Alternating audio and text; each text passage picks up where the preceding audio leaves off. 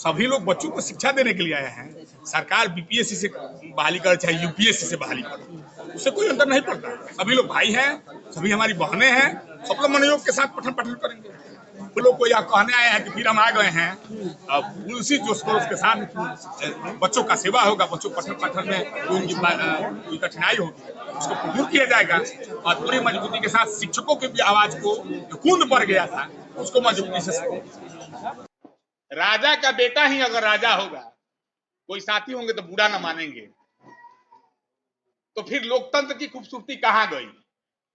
ये बाबा साहब अम्बेडकर ने देश में संविधान लागू करने का काम किया और उनकी अध्यक्षता में एक मजबूत संविधान का निर्माण हुआ और उसमें यह तय हुआ कि जी नहीं, राज्य अगर समाप्त हो गए, रियासतों ने मंजूरी दी, निर्वाचित होकर जाता है, वह सदन का अगर नेता होता है तो प्रधानमंत्री होता है या मुख्यमंत्री होता है। इन दोनों के बीच एक बहुत बड़ी खाई थी, उसको बांटने के लिए राज्यसभा और विधान परिषद का निर्माण किया गया।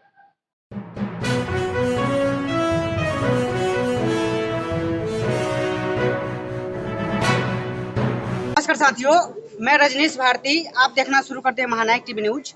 साथियों, अभी यहाँ पर नया शिक्षक और पुराने शिक्षक भी जो अभी बीपीएससी की एग्जाम दे करके क्वालिफाई करके जो आए हुए हैं, उन लोग का बैठक था।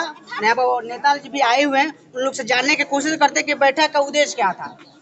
सागर सर, महानायक टीवी न्यूज। देखिए, बता बैठक का कोई उद्देश्य बहुत बड़ा नहीं है। पढ़ना और पढ़ाना शिक्षक का काम है और नए पुराना बीपीएससी वाला कोई बात नहीं है। सब लोग एक साथ मिलकर विद्यालय जो है, सभी लोग बच्चों को शिक्षा देने के लिए आए हैं। सरकार बीपीएससी से बहाली करे चाहे यूपीएससी से बहाली करे, उससे कोई अंतर नहीं पड़ता। सभी लोग भाई हैं, सभी हमारी बहनें हैं, सब लोग मनोयोग के साथ पठन पाठन करेंगे। पूरी ईमानदारी के साथ सरकार के जो आदेश होगा उसका पालन होगा। एक गरीब का बेटा किसी पद पर पहुंच पाता है जहां वह अपने संवैधानिक बातों को रख सके, इसका हम लोगों ने अनुभव इस बार किया। राजा का बेटा ही अगर राजा होगा, कोई साथी होंगे तो बुरा ना मानेंगे, तो फिर लोकतंत्र की खूबसूरती कहां गई? अगर महल से निकलने वाला बेटा वह सोना के चम्मच को लेकर पैदा होता है, वह गरीबी को नहीं समझता है, लाचारी को दीपक जी नहीं समझ पाता है, किसान मजदूर की समस्या को नहीं समझ पाता है। इसीलिए बाबा साहब अम्बेडकर ने देश में संविधान लागू करने का काम किया और उनकी अध्यक्षता में एक मजबूत संविधान का निर्माण हुआ और उसमें यह तय हुआ कि जी नहीं, राज्य अगर समाप्त हो गए, रियासतों ने मंजूरी दी, हमारे पूर्वजों ने, आपके पूर्वजों ने लड़के भारत को मजबूत करने का काम किया, तो उसमें एक निर्णय हुआ कि लोकतंत्र की यह खूबसूरती होगी कि प्रत्येक 5 वर्षों में वह व्यक्ति निर्वाचित होकर जाएगा। बिहार विधानसभा बना और एक लोकसभा बना, प्रत्येक राज्य के लिए विधानसभा बना और लोकसभा का निर्माण हुआ। और जहां जहां पुराने राज्य थे वहां विधान परिषद का भी निर्माण किया गया और राज्यसभा का निर्माण हुआ। आप जानते हैं कि व्यक्ति निर्वाचित होकर जाता है, वह सदन का अगर नेता होता है तो प्रधानमंत्री होता है या मुख्यमंत्री होता है। इन दोनों के बीच एक बहुत बड़ी खाई थी, उसको बांटने के लिए राज्यसभा और विधान परिषद का निर्माण किया गया।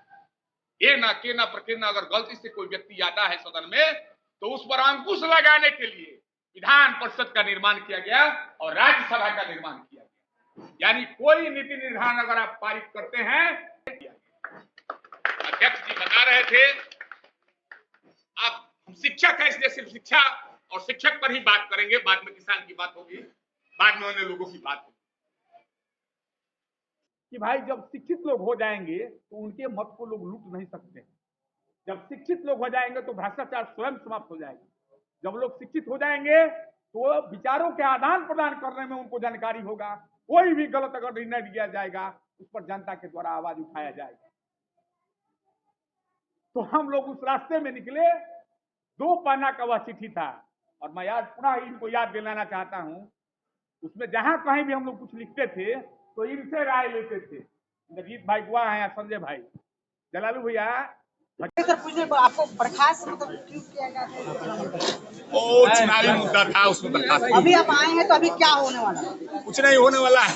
सब लोग को यह कहने आए हैं कि फिर हम आ गए हैं, अब उसी जोश खरोश के साथ बच्चों का सेवा होगा, बच्चों पठन पाठन में जो उनकी कोई कठिनाई होगी उसको दूर किया जाएगा, और पूरी मजबूती के साथ शिक्षकों की भी आवाज को जो कूंद पड़ गया था उसको मजबूती से सड़क से लेकर सदन तक पहुंचाने की व्यवस्था की। सर बहुत सारे लोग बोले कि अभी लोकसभा का चुनाव आने वाला है, तो चुनाव के बारे में चुनाव तो 5 साल पर होते रहता है, लेकिन हम लोग उसी को मदद करेंगे जो शिक्षा और शिक्षक की बात करेगा, उसको मदद हम लोग करेंगे। अभी जो नए शिक्षक आए हैं उन लोगों का काम मतलब अभी जो आप बता रहे हैं पाठन की बात, मतलब यहाँ से बहुत लोग नाराज है, बहुत लोग खुश भी है। पाठक जी कोई नए पदाधिकारी नहीं है, विभाग में पदाधिकारी लोग आते हैं, अगर कोई अच्छा काम करेंगे तो पूरे बिहार उनके साथ है। जहाँ शिक्षकों को कोई परेशानी हो उस बात को निश्चित रूप से रखा जाएगा। सरकार का काम है उसको निष्पादन करना, निष्पादन में कोई विलम्ब होगा संगठन उसकी आवाज को। और क्या कहिएगा? हम शिक्षकों को यही कहने आए हैं कि भाई नौनिहाल जो बच्चे हैं उनको निश्चित रूप से पठन पाठन का विशेष समय दिया जाए, और कहीं से किसी से भयभीत होने की जरूरत नहीं। और मजबूती और तन्मयता के साथ सभी शिक्षक विद्यालय में बने रहेंगे और बच्चों को पठन पाठन में मनोयोग से पढ़ाने का काम।